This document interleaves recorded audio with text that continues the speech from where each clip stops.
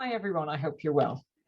I know that I haven't actually recorded an episode of my own podcast for YouTube purposes in all this time.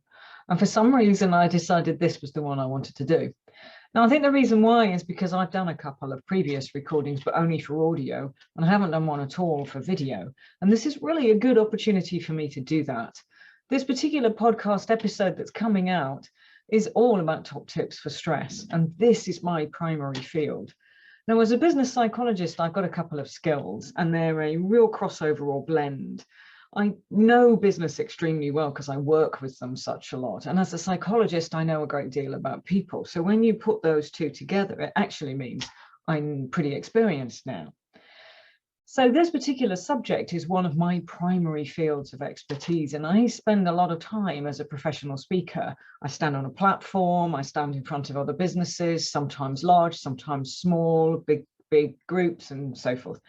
And really, I am still finding that the subject of stress is frequently asked for. So I thought it best that I turn this into a working video and a working podcast episode for you. So the place to really start when it comes to stress is always going to be a definition. Now, most people would think that they know what it is, and they understandably may not even experience stress until it actually reaches quite an extreme level for them. So this is where it's valuable to work out that it isn't just as simple as the fight or flight response. Now, that doesn't mean fight or flight doesn't happen. Of course it does. That's a very immediate and very automatic response of your body, and it's particularly natural. But it's quite primitive. It happens in almost any situation and every situation where you perceive some kind of threat. And that's really the nub of it. It's often happening extremely fast. That means it may happen any number of times in any one day. It's triggered by the perception of threat. That means it's also related to how you think.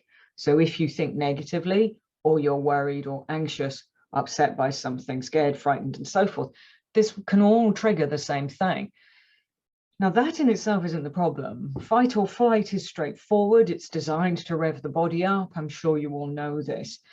But it's not really the fact that that happens which is the issue. It's the frequency with which we are experiencing stress now, which is turning into the issue for everybody and not just executives who are my target market. Now, why does this happen? Well, to be honest, it's probably doing its job.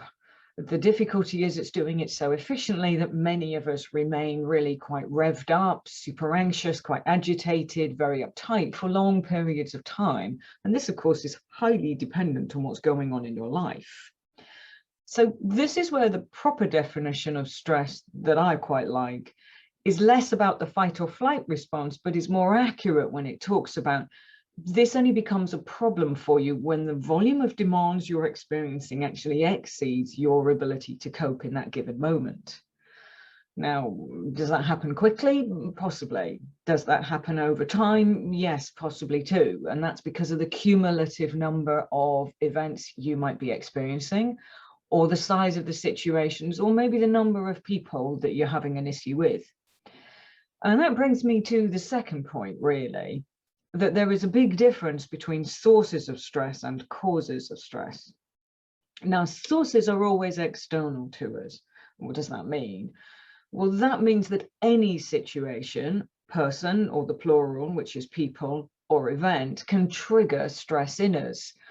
Examples of that are many and plenty. They can be anything, running the whole gamut from a noisy place around you to sitting in traffic, to maybe somebody that you don't actually get on with particularly well at work, perhaps even your boss is that person. And obviously the frequency with which you experience that can trigger the stress response any number of times in any one day. So apart from the threat, which is quite natural, and the anxiety that comes up, the difference is what we think. Because if we can think positively about almost any situation, whether I wave a magic wand for the rest of your life and create everything in harmony for you, or whether it becomes intensely negative frequently, the difference is about you. Now, I don't say that with any joy, and I'm certainly not saying it with any blame. It is about the fact that it's not so much the source of stress that you are perceiving, it's your actual perception or thought, which is the cause of your stress. So how you think makes a very big difference to how much stress you experience.